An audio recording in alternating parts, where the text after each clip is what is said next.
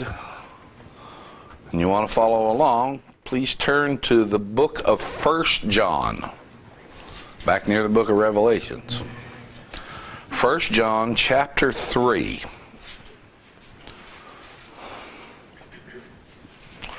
And I'm going to read just the first two verses. 1 John chapter 3, beginning in verse 1. Behold, what manner of love the Father hath bestowed upon us, that we should be called the sons of God. Therefore the world knoweth us not, because it knew him not. Beloved, now are we the sons of God, and it doth not yet appear what we shall be, but we know that when he shall appear, we shall be like him, for we shall see him as he is. I've entitled this, Called the Sons of God. Called the Sons of God. Now, the first epistle of John is different, I think, than any other epistle. John writes this wonderful epistle, and he writes it to give great assurance, and I mean great assurance, to believers. Because this epistle is full of knowledge and of love, both. Because believers have both. He's very clear. I think I looked it up 28 times. You'll see the phrase, or you'll see the word know or knoweth in the first epistle of John. And that's from chapter 2 back. It's not in chapter 1. Chapter 1 is the setup for the rest of this book. And there's 12 verses in 1 John. Actually, it's 11 verses, but it's 12 times, because in one verse it says it twice. You'll find this one phrase: we know. Amen. See, now, I've been around people that used to tell you, and Walter's been there too. We were out witnessing one time before we learned better. We invited ourselves in that time. But anyhow, where someone told us, and it's been said to other places, you can't know you're saved. I beg to differ. And the only reason I beg to differ is because of what John wrote here, among others. We know some things. We do know some things. But John is very clear, the reason we know some things is because we know someone. We don't get to know someone because we know some things. We're very clear here, try to be very clear here. Knowledge does not save. But we are also very clear, we are very clear, that with salvation does come knowledge. Paul wrote it more than once. I would not have you to be ignorant, brethren. Well, there's a reason why. Because the Father reveals himself to his children. The Father reveals his Son to his people. The Lord Jesus Christ does not leave his people ignorant. Now, we all start out that way. We start out ignorant. I think I said it last week. Saul of Tarsus's education began again when the Lord met him on the road to Damascus. He said, go over here, and this fellow's going to come to you and teach you some things. And Saul was a Pharisee then, a Hebrew of Hebrews.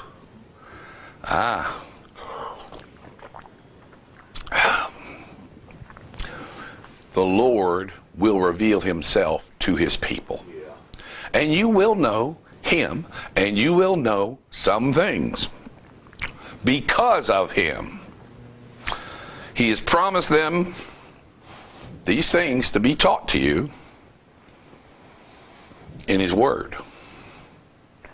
And we have His Word, we have His gospel, we have His message, and we have His messengers.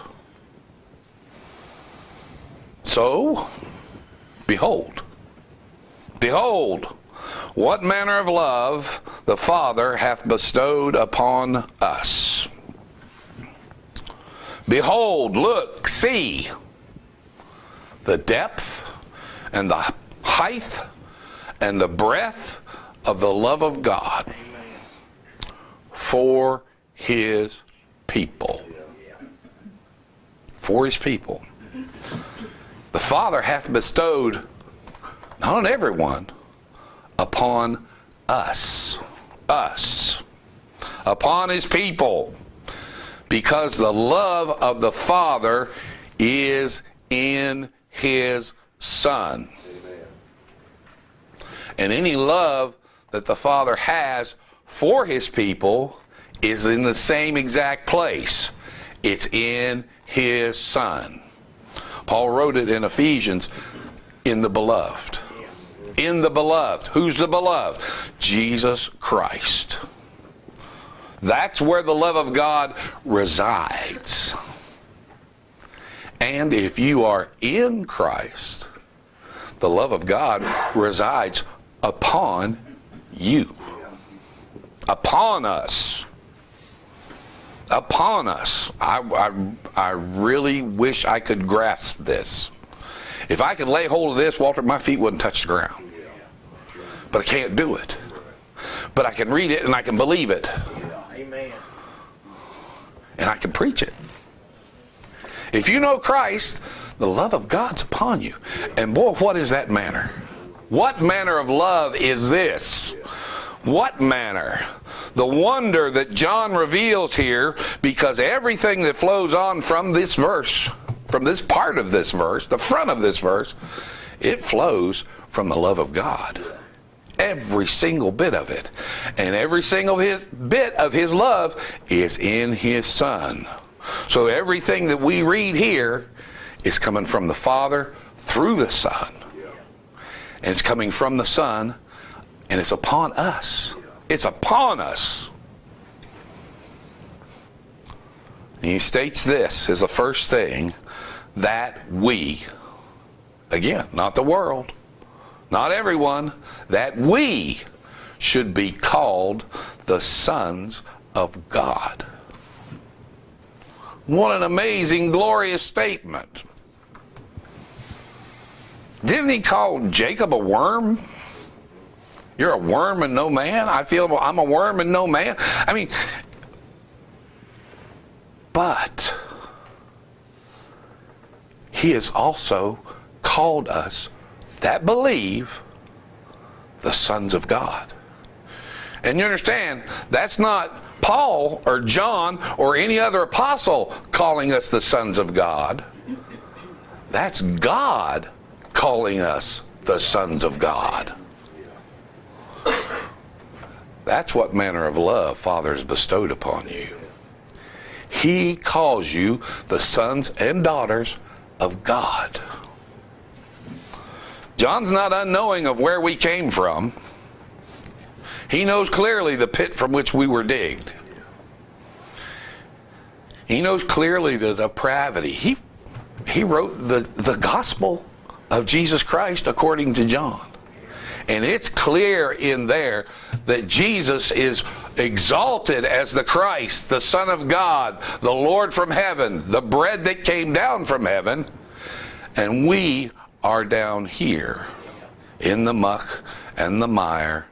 And yet, this same man writes that God has bestowed this upon us.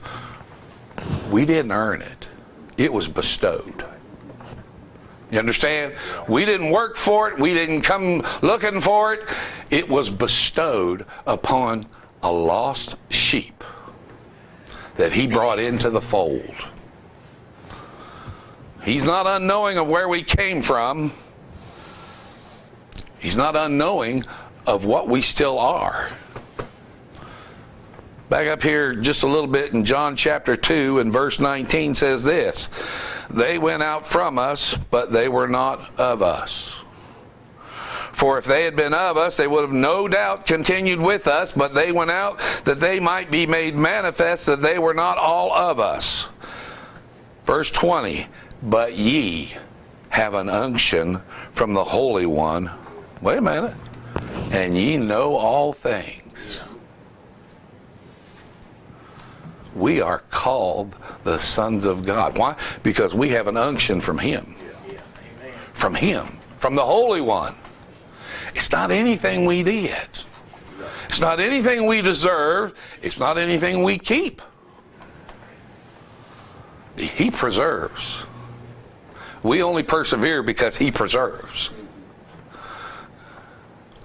But we are called the sons of God. And then he makes this statement. Therefore the world knoweth us not. The world, and that's religious and secular, both. The world does not understand believers. They don't understand believers. The world doesn't get believers. And this is a fact. This is not supposition. I have seen this in my own life. And it's all throughout the Scripture. You can read in the book of Acts some of the things that the Apostle Paul did with Luke, and some of the preaching he did, and some of the places he did it. In Athens, to that governor, almost thou persuadest me to be a Christian. No, I don't think so. I think that might have been a little sarcasm. But Paul put forth the truth, and that truth made a mark on that man. You understand? Paul's argument was not just an argument, it was a message. And that message, he says in another epistle, makes the messenger the savor of death unto death, or life unto life. Death unto death is because the world knoweth us not. Because there's a reason the world doesn't know you. Doesn't understand believers, doesn't get believers, don't know why you drive 30 miles or however long to get here every Sunday, rain or shine, when we're having services.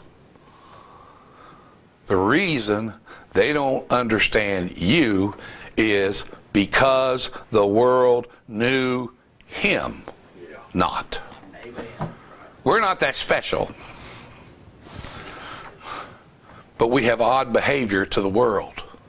Why? Because we know Him. And the reason the world doesn't get it is because they don't know Him. The world did not know Jesus Christ, and this is a fact. What does it say? If the princes of the world knew who Jesus Christ was, they would not have crucified the Lord of glory. But they didn't know. And they did exactly what God had foreordained for them to do. They don't know Him, and because of that, they don't know you who follow Him. And guess what? For the most part, they don't want to. They don't want to. I preached about it last week. The religious are looking for a sign, and the secular are seeking wisdom. You understand? They're looking for things, they're not looking for Him. No one looks for Him until He finds them. Amen. That's right. And you can take that any way you want, because that's Scripture. The good shepherd said, other sheep I have, and they better get down here. No, he didn't say that. He said, other sheep I have, and them I must bring. The parable where that man who had one sheep that was lost, 99 were in the fold, he went and found it. He searched until he found it, picked it up, put it on his shoulders, and brought it back home into the fold. This world will not look for the Lord of glory because they don't know the Lord of glory because he hasn't brought them in. And guess what? We are called the sons of God by God, and the world don't see it. What manner of love has he bestowed upon us? The world doesn't know us or want to know us. And guess what? That's what manner of love the Father has bestowed upon us. That's it. Because the world doesn't know him. That's what manner of love the Father has bestowed upon us. The world doesn't know him. That's because of the love of God toward us. I know people don't understand that. People don't like it. The world not knowing Jesus Christ is tied to the love of God upon us. Because at one time, each and every single one of us didn't know Christ, didn't love Christ. But when the love of God in this manner is bestowed upon us, you know him. Amen. And by him, you know the Father. That's the manner of love bestowed upon us. And the religious world and the secular world don't get it. They don't get it because they don't get him. Now what a glorious verse 1 is. And just when you think it can't get any better, it does. I like this. Verse 2, 1 John chapter 3. Beloved, now are we the sons of God, and it doth not yet appear what we shall be, but we know that when he shall appear, we shall be like him, for we shall see him as he is. See, John goes from that we should be called the sons of God. Well, there's a reason we should be called the sons of God. Beloved, now we are. That's why you're called the Son of God, because you are. Not in the world's sight. They don't know you, they don't know him. But in God's sight, you are a son of God. Right now. Right now. This is John saying this in the present, and he's saying it was complete, and he's saying it is a fact. Because we, believers, are not waiting to become the sons of God. It's not that we're called the sons of God, and now we're waiting to be one. No. John says you're called one because you are one. Amen. And if he's not calling you one, it means you aren't one. And guess where all this comes from? What manner of love the Father hath bestowed upon us. We have been given the spirit of adoption. I'm going to throw this at you. This is Romans 8, verses 14 to 18. Apostle Paul writing, for as many as are led by the Spirit of God, they are the sons of God. That's Romans chapter 8 and verse 14. For we have not received the spirit of bondage again to fear, but ye have received the spirit of adoption, whereby we cry, Abba, Father. The Spirit itself bearing witness with our spirit that we are the children of God. And if children, then heirs. Heirs of God. and joint heirs with Christ, if so be that we suffer with him, that we may be also glorified together. Glorified together. For I reckon that the sufferings of this present time are not worthy to be compared with the glory which shall be revealed in us. In us. So what's Paul writing there? He's writing, Beloved, now we are the sons of God, and it doth not yet appear what we shall be. But we know that when he shall appear, we shall be like him. It doesn't appear what we shall be. We're sons now and daughters of God now. Amen.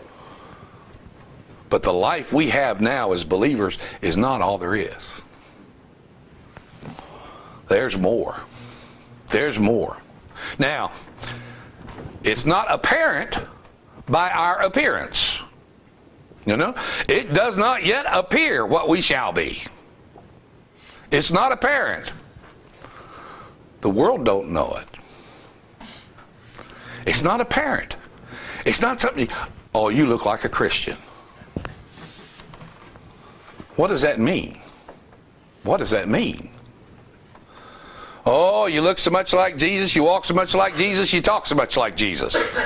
No, the reason they were first called Christians in Antioch is because that's who they preached. Amen. Continuously. Right. Yeah. They preached Christ, Paul, and him crucified. And that's why they were called Christians. And guess what? The world didn't know it even in Antioch. I got a feeling they were called Christians as an insult at first. Oh, stay away from their Christians. They just talk about that guy Christ all the time. They just preach about him. They don't believe in the law, Mason, if he's Jewish. It doesn't appear right now. Even we are the sons of God. It doesn't appear what we shall be. Because if in this life only we have hope, we are of all men most miserable. Yeah, that's right. You understand? The battle between our two natures, the old man and the new man, between the spirit and the law. Romans chapter 7. I don't want that to go on forever. The battle between our two men, the old man and the new man, is not eternal. We. This is the manner of love the Father's bestowed upon us. We are going to be more. We are going to be better. He's promised it. He'll bring it to pass. It says, but we know that when he shall appear. Now, who is this he? This is the same Jesus that went up in front of his disciples. And he's going to come again in like manner as you've seen him go. When he shall appear. He's going to come again. He's coming again. In like manner as he went. We shall be like him. For we shall see him as he is. Well, I got to turn to 1 Corinthians chapter 15 and verse 51. It doesn't appear what we shall be, but we know that when he shall appear, we shall be like him, for we shall see him as he is. 1 Corinthians 15 and verse 51. First word is, behold. Look at this. Behold, I show you a mystery. We shall not all sleep, but we shall all be changed. In a moment, in the twinkling of an eye, at the last trump, for the trumpet shall sound, and the dead shall be raised incorruptible. And we shall be changed. For this corruptible must put on incorruption, and this mortal must put on immortality.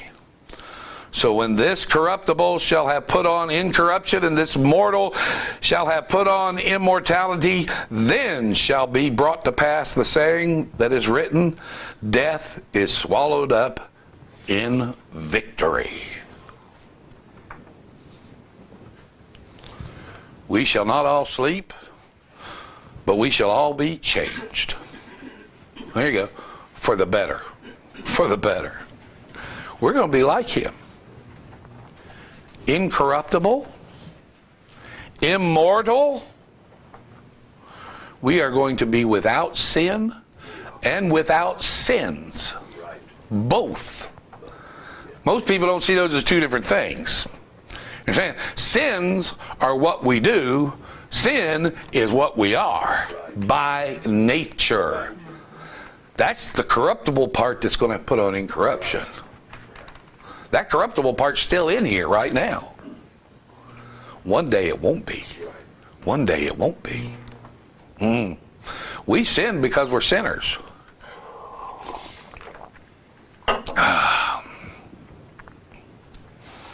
We will see him as he is, and I can tell you this, he's coming back with a name on his vesture and a name on his thigh that says King of Kings and Lord of Lords. Amen.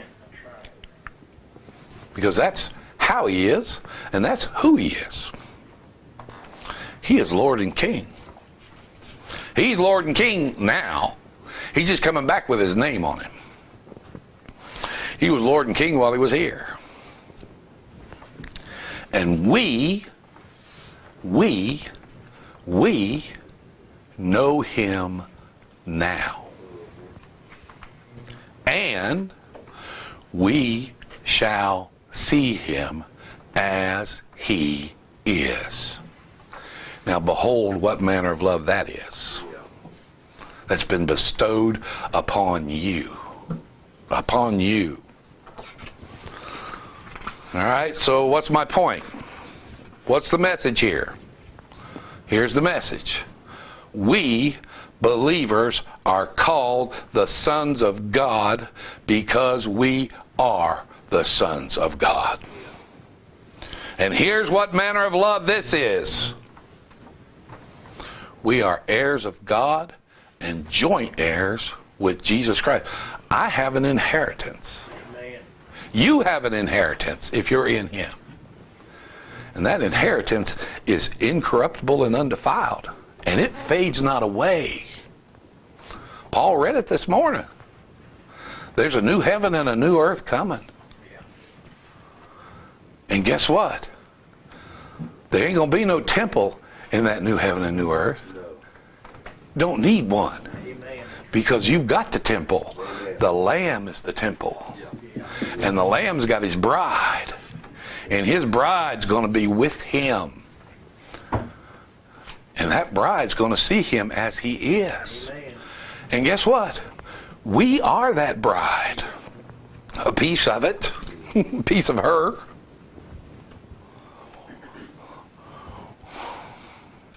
We are heirs of God and joint heirs of Jesus Christ. We are the sons of God now. So what do? Rejoice. Rejoice. And again I say, rejoice.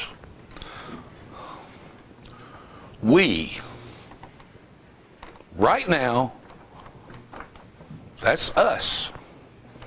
Fallen, sinful, faulty, weak, inherently worthless, ill-tempered, spiteful, and sometimes just plain mean creatures are called the sons and daughters of God right now because you are a son and daughter of God. When the Father looks at you, he sees the righteousness of his Son. Amen. That gives me goose pimples sometimes. That's the message. That's it. Salvation is of the Lord, and it is bestowed upon you by the love of the Father. Amen. That's right. How is this possible? Well, a guy by the name of John already told us.